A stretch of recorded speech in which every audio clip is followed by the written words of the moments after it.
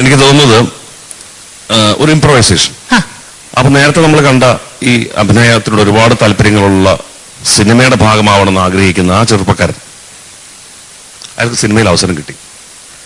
ആദ്യത്തെ സിനിമയിൽ തന്നെ അയാളുടെ കഥാപാത്രം ഒരുപാട് ചർച്ച ചെയ്യപ്പെട്ടു. ആ സിനിമ വലിയ സൂപ്പർ ഹിറ്റായി.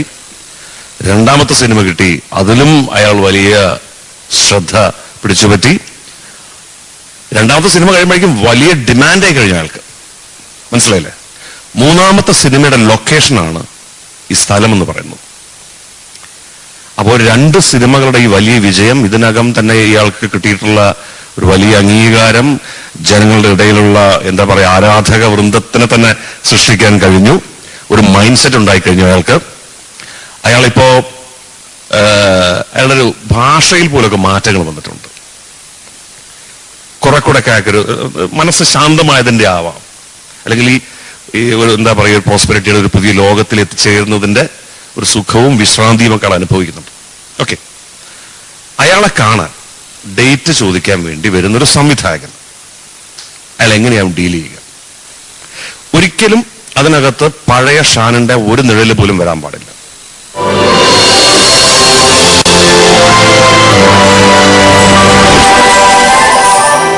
ആക്ച്വലി എന്താ വെച്ചിട്ടുണ്ടെങ്കിൽ നിങ്ങളൊരു വലിയ ഡയറക്ടർ തന്നെയാണ്, ഓക്കെ, അത് ഞാൻ മാനിക്കുന്നു. പക്ഷേ ഇപ്പൊ നിങ്ങളുടെ ഇതിന് വേണ്ടിയിട്ട് ലൈറ്റ് തരില്ല എന്ന് ഞാൻ പറയുകയാണെങ്കിൽ ജസ്റ്റ് നിങ്ങളെ ഒഴിച്ചുവിടാൻ വേണ്ടി ഞാൻ അല്ലെങ്കിൽ ഓടിപ്പിക്കാൻ വേണ്ടി പറയുന്നതെന്ന് വിചാരിക്കുള്ളൂ. പക്ഷെ 2 പടം നമ്മുടെ ഹിറ്റായി. ഞാനതൊക്കെ എൻ്റെ ക്രെഡിറ്റ് ആയിട്ട് പറഞ്ഞു. യൂസി ഒരു നല്ലൊരു സിനിമയായിരുന്നു. എൻ്റെ ആക്ടിങ്ങിനെ ഒരുപാട് ആൾക്കാർ അനുമോദിച്ചു. ഈ 2 സിനിമ ഹിറ്റായപ്പോൾ തന്നെ ഒരുപാട് ആൾക്കാർ എന്നെ വിളിച്ചുകൊണ്ടിരിക്കുക. അപ്പോൾ നമുക്കൊരാളെ വെറുപ്പിക്കാനും പറ്റില്ല. പക്ഷെ ഡേറ്റ് നിങ്ങൾക്ക് തരാൻ നിർവാഹമില്ലാത്തൊരു അവസ്ഥയിൽ വരുത്തി തീർത്തിരിക്കുകയാണെന്ന് നിങ്ങൾ കരുതരുത്.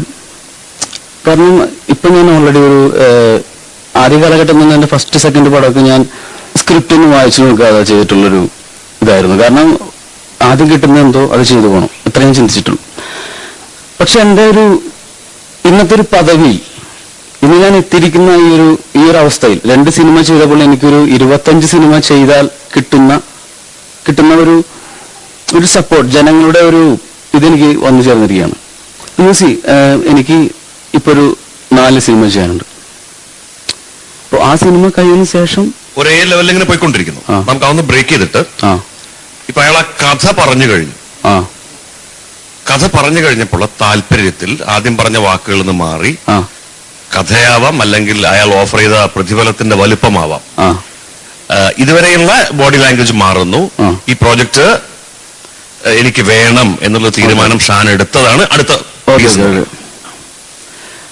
അല്ല, അപ്പൊ 3 പേര് നമ്മളോട് വന്ന് പറഞ്ഞിരിക്കുന്നത്, പക്ഷെ അവർക്ക് നമുക്ക് തന്നെ സമയമുണ്ട്. കാരണം അത് വളരെ പെട്ടെന്നുണ്ടാകുന്ന പ്രോജക്റ്റില്ല, കാരണം ചർച്ചകൾ തുടങ്ങിയിട്ടുള്ളൂ. അപ്പൊ അതുകൊണ്ട് തന്നെ നമുക്ക് വേണമെങ്കിൽ താങ്കൾ പറഞ്ഞ കഥ നമുക്ക് ചെയ്യാം. പക്ഷെ അത് നിങ്ങൾ ധൃതി പിടിക്കരുത്, അല്പം സാവകാശം എനിക്ക് തരണം. ഓക്കെ, ഇപ്പോഴായിരിക്കും അയാൾ ചില പ്രതിഫലത്തിന്റെ കാര്യം പറഞ്ഞത്. അതൊരു വലിയ മോഹിപ്പിക്കുന്ന തുകയാണ്. ഒന്നും കൂടെ ബോഡി ലാംഗ്വേജ് മാറാം, അതങ്ങ് ഉറപ്പിക്കുകയാണ്. സന്തോഷം വരാം. ഇതുവരെ കണ്ട ആളല്ല, ഒരു ഗ്രീഡ് ഉണ്ടല്ലോ, അത് പതുക്കെ മുഖത്തേക്ക് വന്നോട്ടെ, അത് ബോഡി ലാംഗ്വേജ് വരട്ടെ, ഇരിപ്പിലും എല്ലാത്തിലും വരട്ടെ. അത് നമുക്ക് എന്താ വെച്ചിട്ടുണ്ടെങ്കിൽ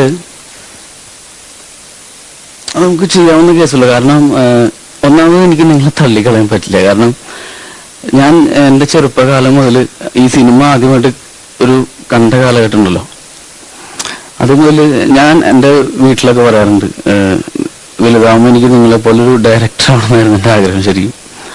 പക്ഷെ അത് ഞാൻ ശരിക്കും നടനായ ശരിക്കും തെറ്റി ഒരു വഴിയിലൂടെ സഞ്ചരിച്ചിവിടെ എത്തിയാളാണ്. നിങ്ങളെപ്പോലൊരു ഡയറക്ടർ ആണെന്ന് എൻ്റെ ആഗ്രഹമായിരുന്നു. അപ്പോൾ നിങ്ങളെപ്പോലുള്ള ആൾക്കാർ വന്ന് വിളിക്കുമ്പോൾ എനിക്ക് തള്ളിക്കളയാൻ പറ്റില്ല. Okay sir, good, very good.